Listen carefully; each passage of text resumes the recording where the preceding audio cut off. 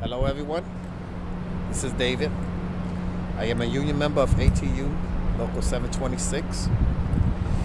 I'm on my way to Staten Island to meet my brothers and sisters of Local 726 because we are on our way to a field trip, to a union field trip to Washington, where as a union, as a team, we will be addressing to members of Washington that represent New York issues, materials that needs to be adjusted, added, or deleted that will help me, my brothers and sisters now and or in the future. So that's what we're doing today. On a field trip to Washington. By the way, I ain't got no headphones. If I could hear my iPod. So the trip from here to New York to Washington is 2 hours. So that means I'm gonna be on the bus with no music. That's about it. Talk to you guys later. Hope you like it.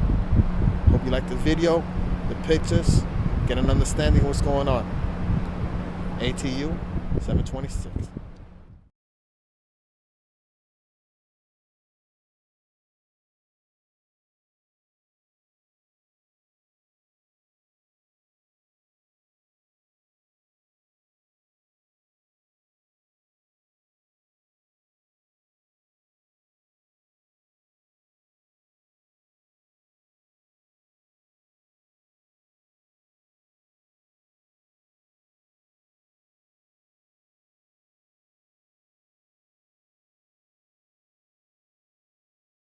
There you go, there you go, there you go. 2014.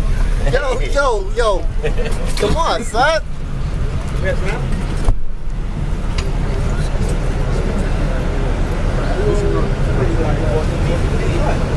This is what we friggin' needed. Hey. What? The day we were handing the shit out. Yeah, I know. It's got his fucking number on it. Back in the bus is That's what's wrong. That's the party part. Yeah, where the fuck you at, man? Back in the bus, party part. Yeah. Our first pit stop at Delaware. State of Delaware.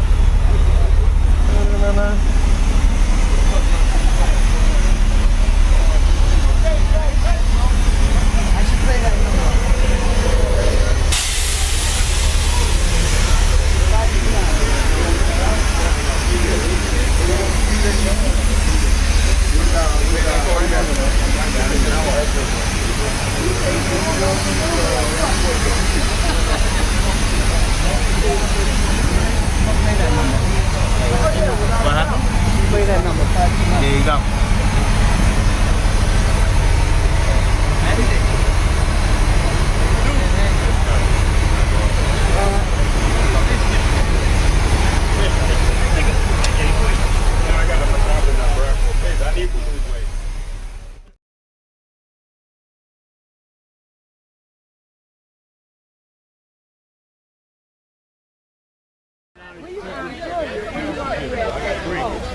You got 3 people? Okay, we're 8 people.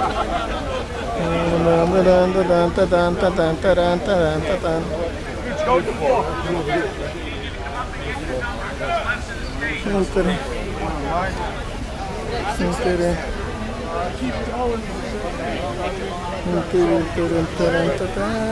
What am I telling you?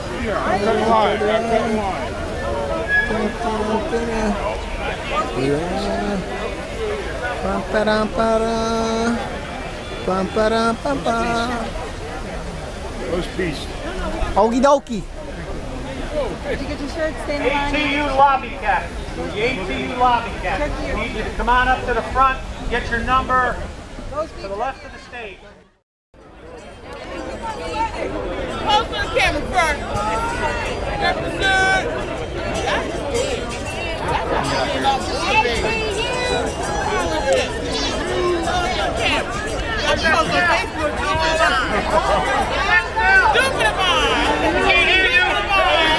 What What are we here for? There you go.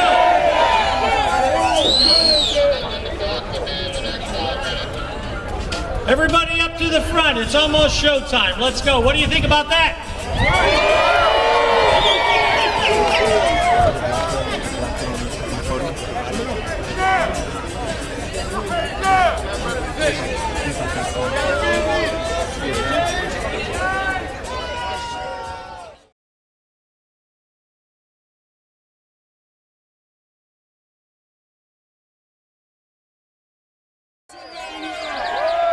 Delaware, D.C., Virginia. Did I miss anybody? I forgot Ohio. Ohio. Anybody else? Florida in the house. Texas in the house. And everybody else, you're all in the house. I also saw Captain America in the house too. Where were you? Remember, after the rally, workers are going to hit the Capitol Hill offices, urge members of Congress to invest more in public transportation. That's what we're going to do after the rally. All right? We're cool with that? Yeah. We cool with that? Yeah. Sweet. Now I'm done talking. I want to introduce the first speaker, elected in 2010 as a reformer, has led the ATU out of a dire situation by pushing its members to form coalitions with transit passengers all across the U.S. to increase support for public transit. International President of ATU, please give it up for Larry Hanley.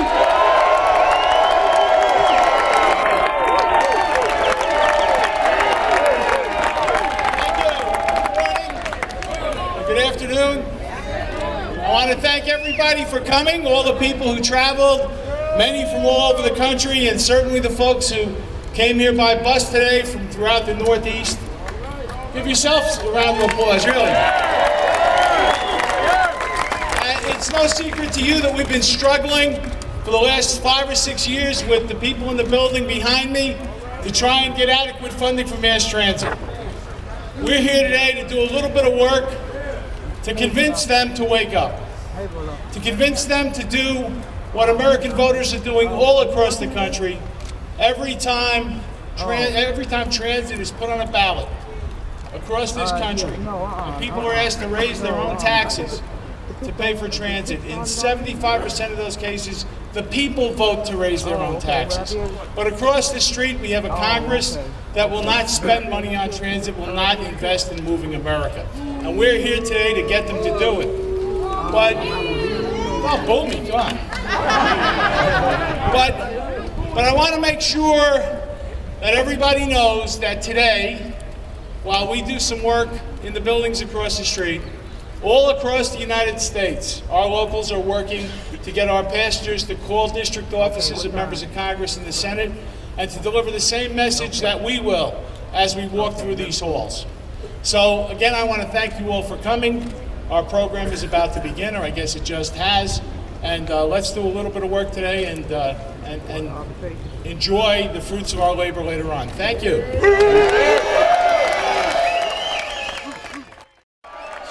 As it ought to be. Now, let me just take a moment of personal privilege and thank everybody in the audience who helped get that contract ratified yesterday. And it isn't only the TWU. The ATU locals in New York City stepped up with the TWU and helped us get that contract. I want to thank all the ATU locals in New York, but in particular, I wanted to thank Danny Casella, my good friend Danny Casella.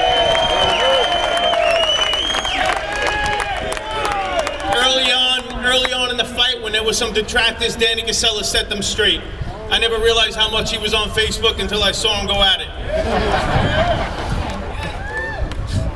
So, brothers and sisters, I want to go back to 2010 and then come back to the current moment in time. In 2010 in New York City, the MTA enacted the most severe service cuts in the history of New York City in terms of public transit. The ATU suffered, the TWU suffered, but more importantly, the riding public suffered. The union took on the company, we fell short. The riders and the transit advocates took on the MTA and New York State government, and they fell short. Individual legislators that are friends of labor, and not all of them are, believe me, but individual legislators in New York State took on the MTA and New York State government, and they fell short. But I will tell you that somewhere along the line, we realized the mistake that we were making, and we collectively joined and formed a tripart coalition of transit riders, transit workers, and legislators that were pro-transit and pro-worker, took on New York State government and took on the MTA, and right now have succeeded in restoring over 50% of the service that was cut when the MTA had not. The MTA had not one intention of restoring an ounce of service, and through that coalition of workers, riders, and legislators, we were able to move them off their position in a fairly substantial manner, and we will not stop till we get every ounce of service restored. Now fast forward to 2014, there's a transit funding issue that affects all of our livelihoods. And in fact, there's a transportation funding issue that affects all of our livelihoods. Perhaps the time is now to build that coalition that has had success in the past, a coalition of riders, of unions, and of legislators that are willing to step up and join arms and take on the U.S. government and push for transit funding. Transit funding is the lifeblood of what we do. Our livelihoods depend on it. Everybody here today should take this very seriously. Our livelihoods depend on winning this fight for transit funding. Thank you for coming out, brothers and sisters. And my leading comment is, it's far too infrequent that the ATU and the TWU stand together. We need to do it more often. Thank you.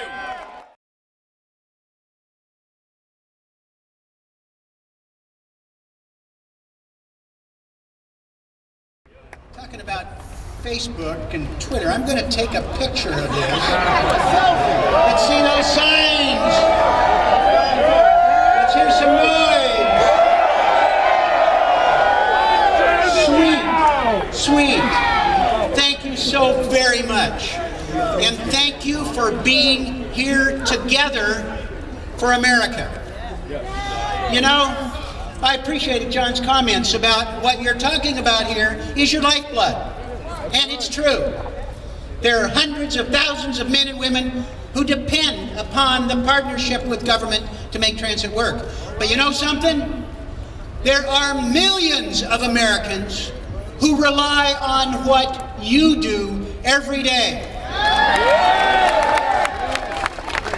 You know, I hope you can get the point across to some of my friends across the street. What would America look like for just one day without transit? America would grind to a halt. Transit is a fundamental human right. It's a fundamental human right.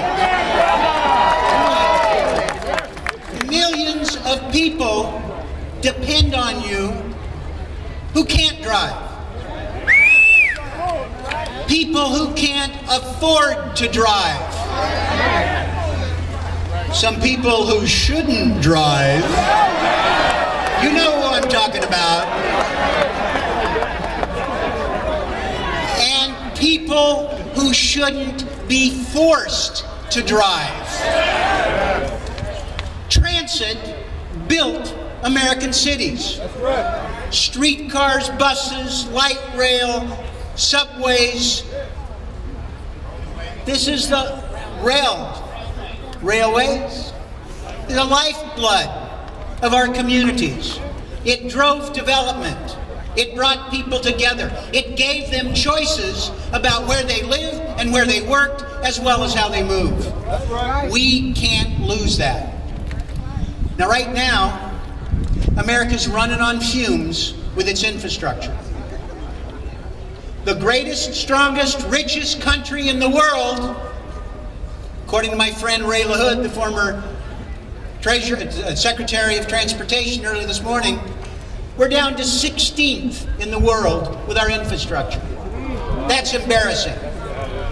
And when it comes to investing in infrastructure, we're down to 28th in the world. I think we're ahead of Italy. This is unconscionable. I've got some legislation, and I appreciate your being with me when I announce it, to raise the gas tax. We haven't raised it for 21 years. It's not acceptable. We want to work with you to get the point across that before Congress goes home, we raise the gas tax. We give you a 6-year transportation bill that will put millions of Americans to work. It'll protect your jobs and strengthen our communities. Says it all. I love it. Fix it, fund it, make it fair. Fix it, fund it, make it fair. Fix it, fund it, make it fair. Fix it, fund it, make it fair. Let me get one more line in and then I'll leave. But that sounded pretty good. It means we really do need to raise the gas tax to give you the bill that you need and to avoid a food fight between transit and truckers and between red states and blue states. Put the money on the table, everybody can be satisfied. But there's one other piece when you're on Capitol Hill. It is unconscionable that the transit tax benefit that we fought for so hard to be able to give transit riders the same break as people who drive their car for parking, it's been cut in half. Now we've got champions on Capitol Hill who are fighting for us, but we need you to give a little shoulder shove for that, because this is one tax bill that makes a difference for your customers. It's money in their pocket, it's great marketing, and again, it strengthens communities. The tax, the transit benefit, and your powerful message. Thank you very much. Closely with the ATU to advocate for public transit because it is absolutely the backbone of healthy economies, environments, and communities, and more than that, as you just heard, it's also a human right. So all the organizing we do is around the Transit Bill of Rights, which has a few basic tenets. They are, we have a right to a public mass transit system that includes safe, reliable, environmentally sustainable, and affordable transit that is accessible to everyone.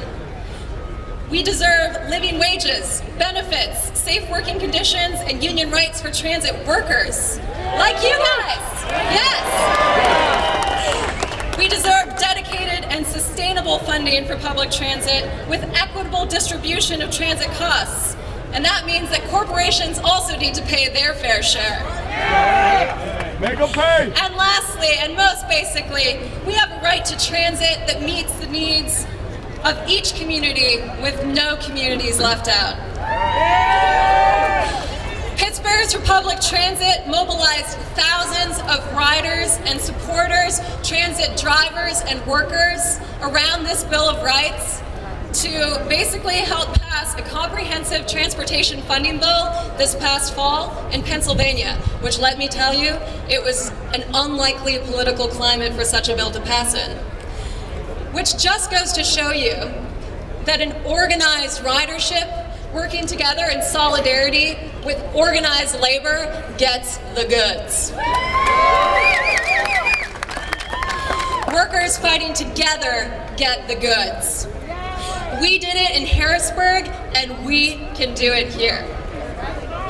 So thank you to the ATU and the TWU for being unions that make things happen, for making our transit system safer and better and more equitable, and also for working actively to bring drivers and riders together to fight for what's right, because we are not just workers and customers in a business, we are co-owners of a public service that deserves funding now. So let's do it. Thank you, everyone. More funding now.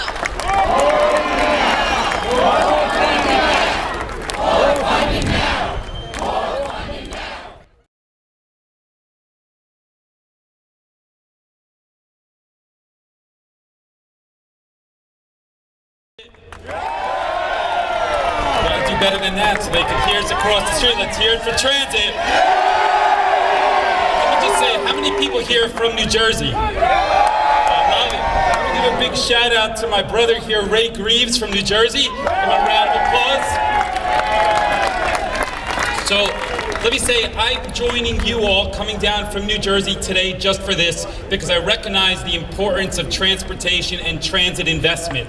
I don't think we can do it without you. I see it every single day in Jersey City, that we need more investment in transit. And the same reason you are here is the reason that I am here and that we're all here together, so that they hear us across the street that $72 billion bill investment into transit is as important for this country as anything. Do you agree? So look, we got some challenges, but we're here today together because every dollar that's invested in transit is a dollar well spent. It's a car off the street, it's good for the environment, it's good for workers, it's good for everybody. It is one of those issues that is a true win-win in every regard. I tell you, in a place like Jersey City, there is only so much more capacity we can have for cars to be on the street. The only place as we grow that we can invest properly is in transit. And that's why I'm here today standing with you, because we need them to hear across the street the importance of transit, transit, transit. So let's go. Let's let them hear us across the street. We stand together. What do we need? More transit. What do we need? More transit. What do we need? More transit. Thank you, and God bless you all. Thank you. Greetings, brothers and sisters, colleagues, comrades. I send you greetings from the International Transport Workers Federation all over the world, and join your campaign today here in Washington, D.C., because the public transit systems and the transit workers around the world are all under attack. Do you know what happened to the subway workers in London recently? The Mayor of London, Boris Johnson, when he was elected, said he won't cut jobs. 2 years down the line, what did he do? He proposed to close all the tube stations, can you believe? No. It took 2 48-hour strikes by the unions in London to push this back, and they have done so successfully. What is happening in Sweden? Privatization and deregulation for more than 20 years. Wages gone down, working conditions down, and until recently, all the bus workers had to reapply for their jobs whenever the company changed. Can you believe that? It's no surprise that the union struck back with strike actions, and this is off the table now. So let's congratulate our Swedish workers as well. The European Commission is in favor of liberalization. There is no doubt about it. There is a new legislation coming which compels all the national governments and local authorities to give up their system and put them into tender. That is why our European Union's colleagues are fighting back. And they had a mass rally like yours in February in front of the European Parliament, and they're continuing to fight their campaign. But it's not just the European Union who are pro-liberal policy. All over the world, neoliberal policy prevails. And against this backdrop, we must organize our campaigns to promote quality public transit. Come on, let's be careful. Let's think properly. Who will benefit from privatization and deregulation? Is it you guys? No! Who will benefit? Is it the riders? No! Everybody knows that through these privatization and deregulation policies, the rich gets richer and the poor gets poorer. And enough is enough is enough. For the riders, privatization and deregulation means breakdowns in integrated network system, shutdown in unprofitable routes, higher tickets, jobs being made precarious or made redundant. No doubt the services to the passengers go down through privatization and deregulation. But in the meantime, the bosses and the shareholders are making profit out of this. Can you accept this? No! It is about time that we find ways to promote public transit system for the benefit of the workers and for the riders, and to put the money where the system operates and not into the pockets of these bosses. And this isn't just about fight over an ideology, this is about economy. Did you know that in cities like Houston or Sydney, Australia, they spend about 12% of their GDP to maintain different modes of transportation, whereas in cities like Tokyo or Hong Kong, it's only 6% because they have effective and efficient public transit system. What about urban congestion? Did you know that in Europe alone, they spend about $200 billion just to tackle this problem? Furthermore, if we can double the share of public transit over the other modes of transportation, we estimate that we can reduce the carbon emission by up to 50% around the world. Hey, these are not the statistics that the ITF has gathered. These are statistics coming from an employers' organization called the UITP. It is the International Association of Public Transport. They are the allies of the ITF, they are your allies as well. Brothers and sisters, so what are we waiting for? It is about time that all national governments reverse their cuts in public transit and promote the most environmentally friendly mode of transport. Do you agree? Yes! I send you greetings from the ITF and its affiliates all over the world. Your fight is our fight. You are not alone. And if we can fight back together, we can share the victories together as the workers, as the unions around the world. On behalf of the ITF and its affiliates, I am wishing you every success of our campaign. Thank you very much.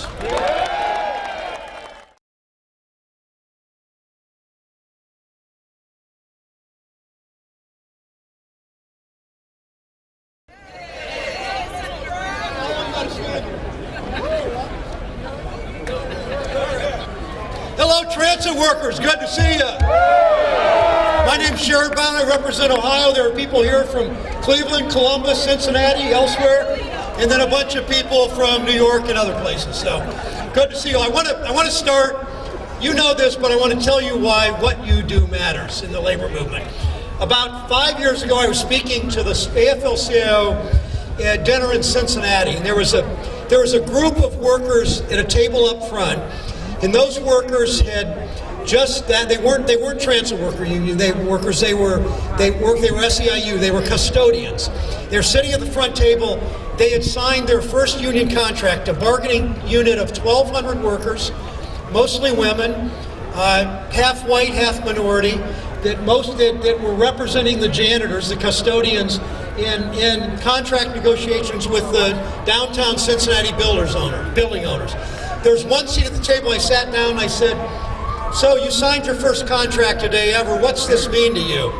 And one middle-aged woman said, "I'm 51 years old, and this is the first time in my life that I will have a paid 1-week vacation." And you think back a couple generations ago. I mean, you've had a good, strong union that makes sure you have health care, make sure you have paid vacation, make sure you make decent wages, make sure you're treated right in the workplace. But most of America doesn't. People that work health care and home care workers, people that work in fast food restaurants, people that are waiting tables, people that are working in a whole bunch of other jobs that don't have a union to protect them and don't have a union that advocates for them. And that's why your work is so important. I've been in politics a long time in Ohio and now in the House and now in the Senate the last 7 years. And first of all, thank you for this union's work in helping get me reelected and helping the President carry Ohio last year. Thank you But I've also seen that that this is the period in my whole political career that we've seen the most anti-worker sentiment we've ever seen in this country. In my state, right-wing forces tried to take away collective bargaining rights. We went to the ballot. We beat them by 22 points the first time, the only time in American history where collective bargaining was on the ballot in a statewide race, and we won by 22 points, and we won because public and private sector unions worked together to defeat that kind of anti-union activity. But we know in Ohio what they try to do with collective bargaining. You know what they want to do to the building trades with prevailing wage. We know what they want to do to your union. We know what they want to do with right to work, which they've tried in state after state after state. We know the attacks on the NLRB. And then, in addition, you can see in Ohio, you can see it in North Carolina, you can see it any state where they got a Republican governor, Republican legislature. They're going after voting rights. There are attacks on voting rights. There are attacks on women's rights. There are attacks on civil rights. There are attacks on worker rights. That's why you matter. That's why it's so important that you and President Handley and this whole union fights back on behalf of workers and on behalf of all that we hold so dear. I'll close with this. You need to obviously keep working on this transportation bill because we know that we know what public transit means for job creation. We know what it means for getting people to work. We know what it means to get so older people can get to the grocery store, all the things that people can get to the doctor, all the things that matter in the service you provide, whether it's a subway or a bus system or anything else you do as transport workers. But let me close with this. I wear in my lapel a pin, and it was given to me at a Workers' Memorial Day in Lorain, Ohio, a city about 30 miles west of Cleveland, 20 years ago. And this pin is a depiction of a canary in a bird cage.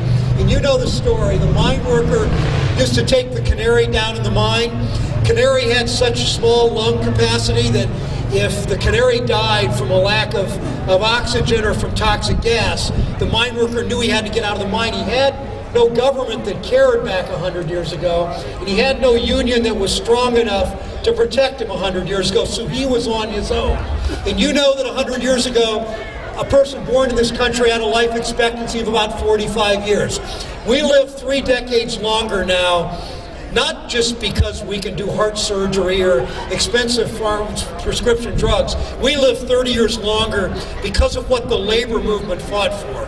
You fought for Medicare, you fought for Social Security, you fought for collective bargaining, you fought for civil rights, you fought for protections against child labor, you fought for workers' compensation, you fought for clean air and safe drinking water and public transit and all the things that the labor movement fought for. That's why we live 30 years longer. That's why people get a chance to enjoy their retirement years with Medicare and Medicaid in this country. That's why what you do matters. 50 years ago, a Mississippi civil rights leader said, "Don't tell me what you believe, show me what you do, and I'll tell you what you believe."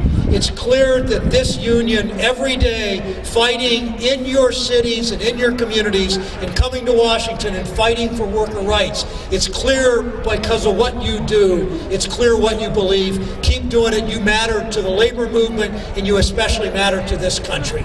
Thank you very much.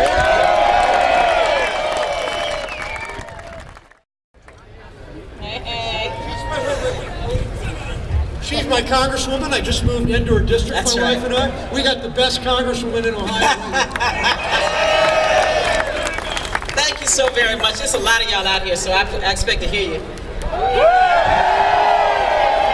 Thank you very much. I want to say a big thank you. I was very active in the 2012 election, and I have to give a shout out to ATU. They brought vans into my town and drove from street to street, picking up people, playing music, whatever it took. Without you, we would never have won in 2012. I want to thank you for that.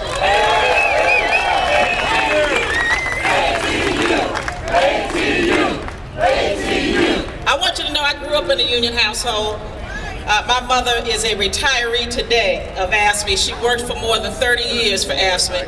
And as a kid, I used to go to all the rallies. I'd pass out literature. I thought I was a union worker. I never got paid, but I did a whole lot of work with union. But let me just tell you something about being proud about being union, growing up in a union household. But something has changed. People don't feel good about labor anymore. You know, we have people who work in labor unions who are ashamed to say what they do. We got to get strong and be proud about who we are. Be proud to be labor. You know, I mean, right now we have people that look down on union workers. They look down on people that work with their hands.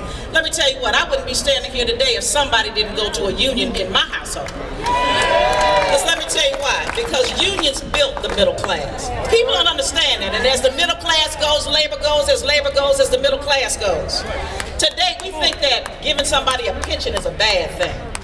We think that giving somebody a living wage is a bad thing.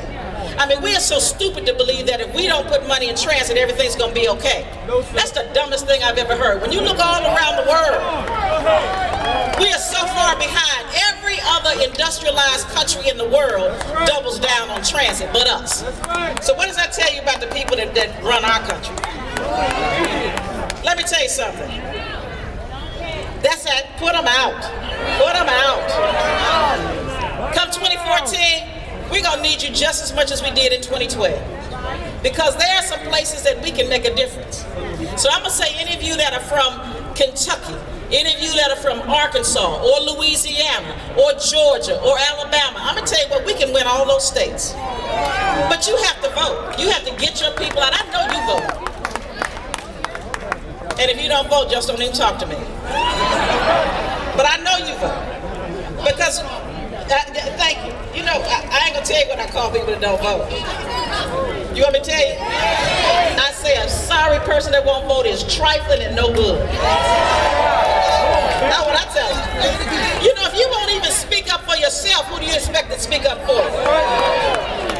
We know that transit is a major part of what we do, and we know that it is people like you who take the public in your hands and get us from one place to the next safely is important. We know that those of you who keep our trains running, keep our buses running, keep our transit system running are some of the hardest workers in this country. So I'm going to say to you that you have my support always, and you have my promise that I will do everything in my power to make sure that we give you the kind of money and resources you need to do the work you need to do. Now, I'm going to try to bring some of my colleagues along kicking and screaming. But I'm going to tell you, when you're on the Hill, don't talk to people like me. You already got me. Go and tell those people who don't understand why they need to do this.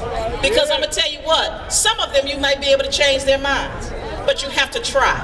You can't just ignore them because you think they don't agree with you. See, some of these people don't even understand government. They don't understand transit. You have to make them understand. And the one thing that they will understand is when you say to them, if you don't do this, I'm going to do everything in my power to make sure you don't come back to this place next year. That's what they understand. Thank you, transit workers. I appreciate your support. You're wonderful.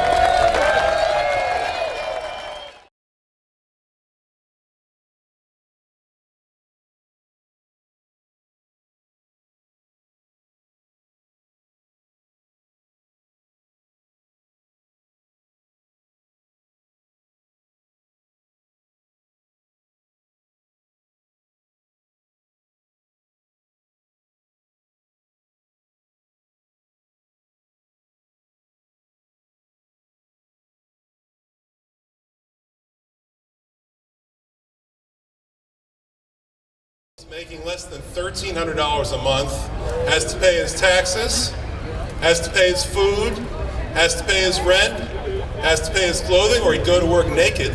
Nobody wants that. Has to pay every bill that he's got out of $8.93 an hour. It's not possible. But he told me that the worst of it wasn't the fact that when he gets sick he's got to go to the emergency room and beg for help. The worst was not the fact that someone works in a fast food restaurant, needs food stamps to stay alive. No, the worst of it for him was the fact that it took him more than 4 hours to get to work and get back from work every day. 4 hours. And why was that? Because he couldn't afford to keep his car on the road. Took it into the shop. They wanted $500. He didn't have $500, so he had to take the bus to work every day. And for some reason in Orlando, the buses run only once an hour. Now, we're not asking for much here, right? We're asking for people who are shut in their homes to be able to get to work. We're asking for seniors who cannot drive anymore to be able to visit their children and their grandchildren. We're asking for a bus every 15 minutes or so.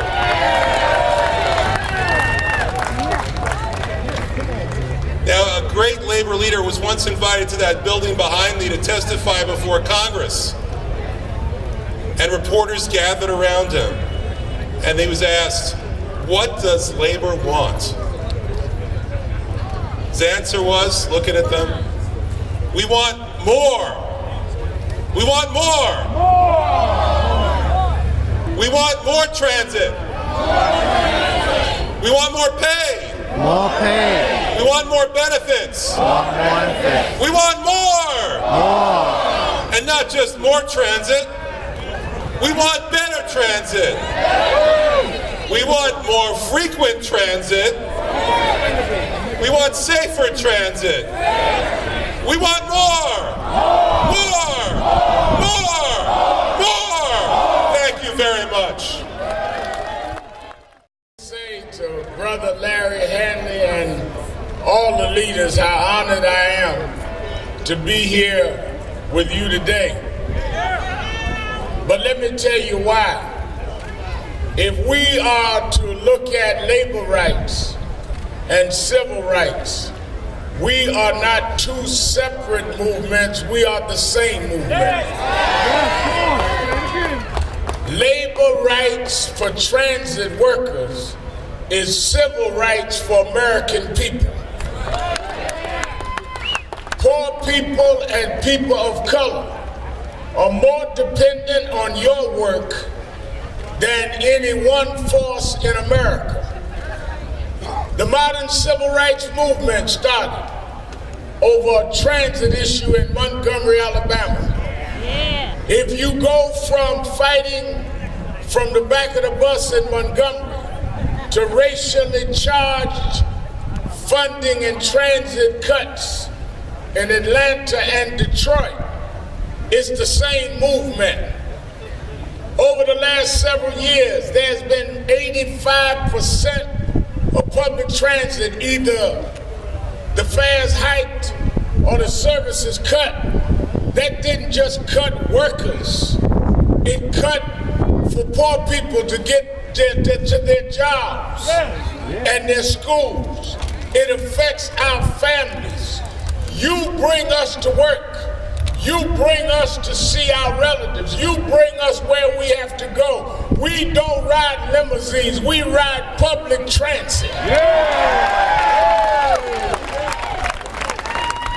When you cut off transit workers, you cut off the legs of people that live in the bottom 99% of this country, and we are not going to let you stand by and scapegoat transit workers to immobilize Americans. This is a fight for Americans everywhere. This is not a special interest. This is an American interest. When we talk about being fair to transit workers, we're talking about being fair to mama that has no other way to travel. We're talking about being fair to grandma that needs the bus to get her medicine. We're talking about being fair to the disabled, that no one else cares how they get from place to place. This is a fight that we intend to have.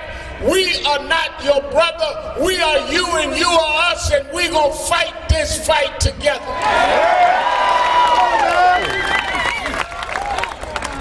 I marvel at how those in Washington can hang up Dr. King's picture and then turn around and discriminate against transit workers. What do you think Dr. King stood for? He didn't stand for a monument on the Potomac. He stood for those that drive the mass transit through Washington, D.C., through New York, through Detroit, through Atlanta.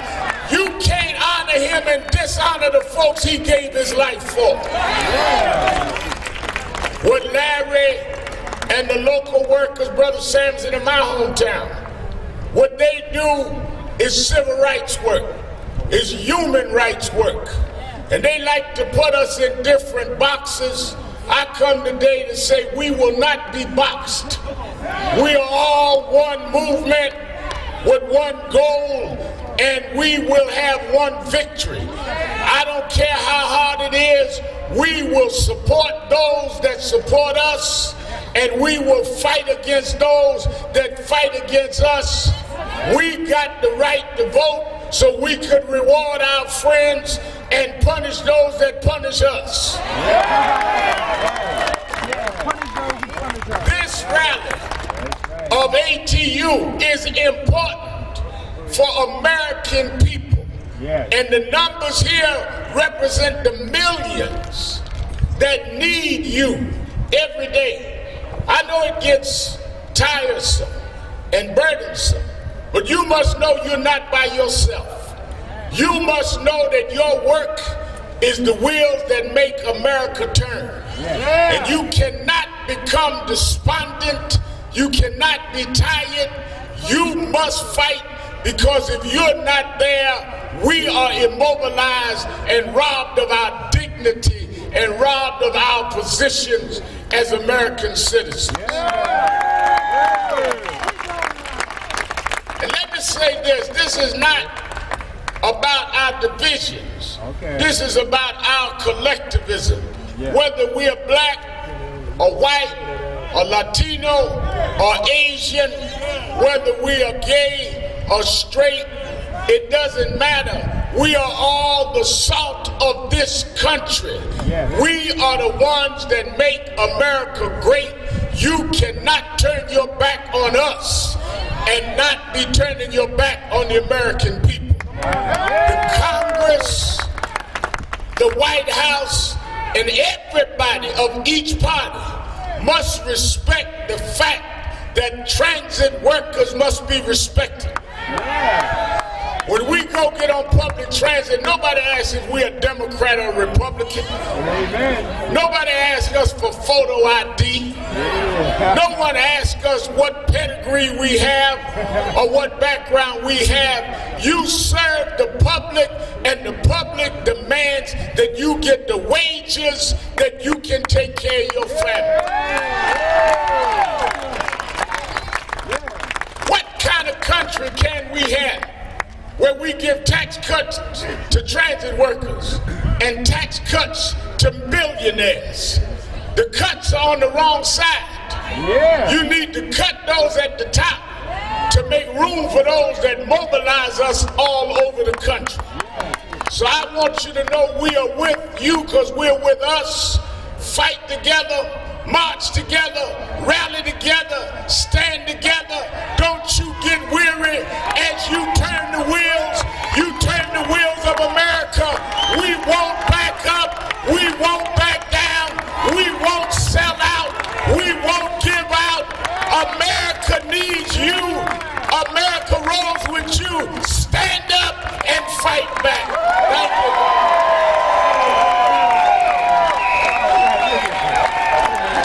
No justice. No justice. No justice. No justice. We gonna fight. We gonna fight. We gonna fight. Standing together. Thank you. God bless you.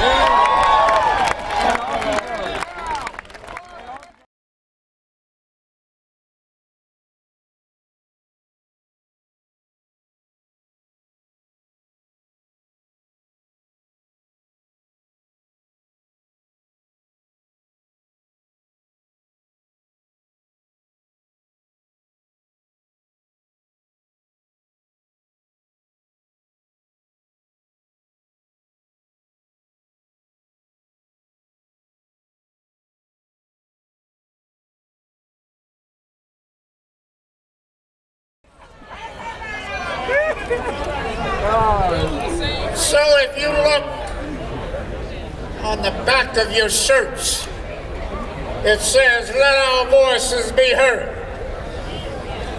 I say to you, our voices must be heard. Our voices must be heard. Let me say to you that thank you, President Haley, President Harry Lombardo, and John Samuelson. To my brothers and sisters, and now friends in the TWU. Today we gather under clear skies to send a clear message to our elected leaders. No city can survive without a good transit system. No community can grow without a good transit system.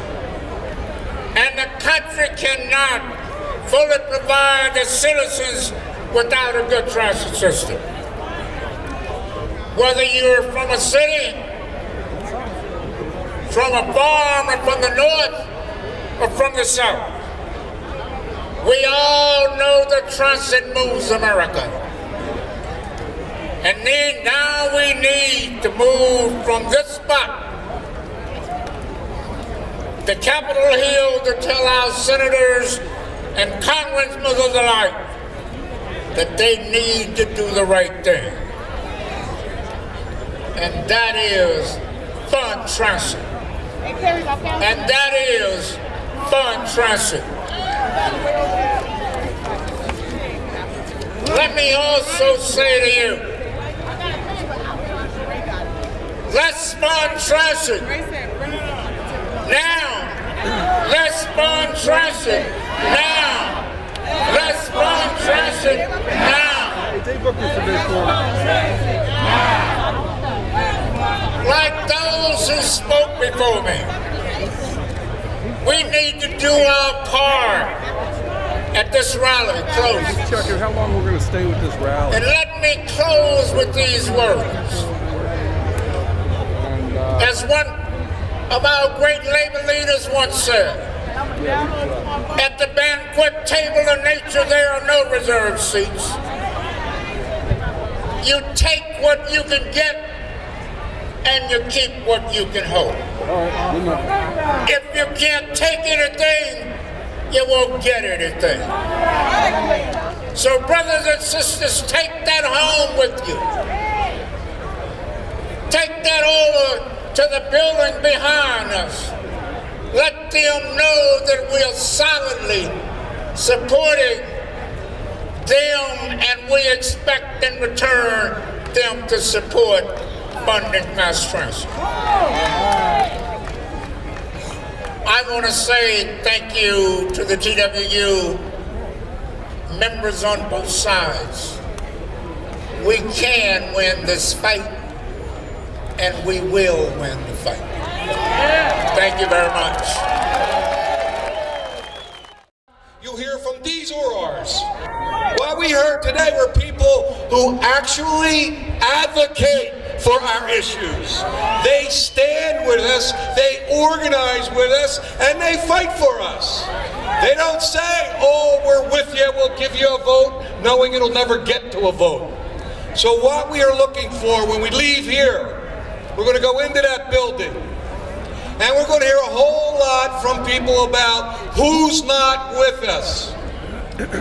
But what we need to focus on is those who are supposed to be with us, who say they're friends of working families, and we need them to put their jobs on the line and vote with us and for us. So when you go over there and lobby, make sure you take notes of what they say, because this is a new dawn and a new day, and we are going to hold them accountable.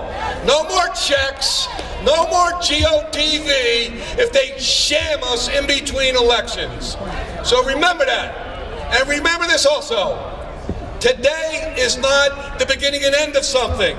What we all must do is take these messages and this movement back to our communities.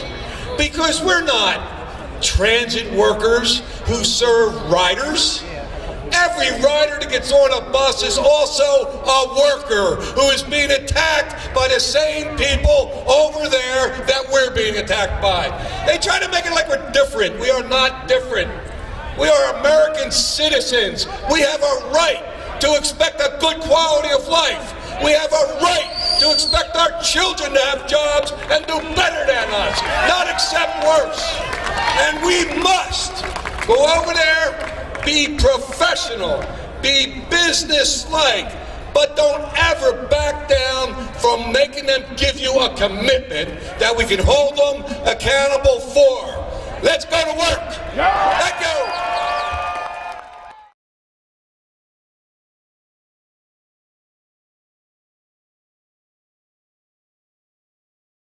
That's the end of my video. Coming to you live. The Nice 2003 production. Peace. Be nice. Be nicer.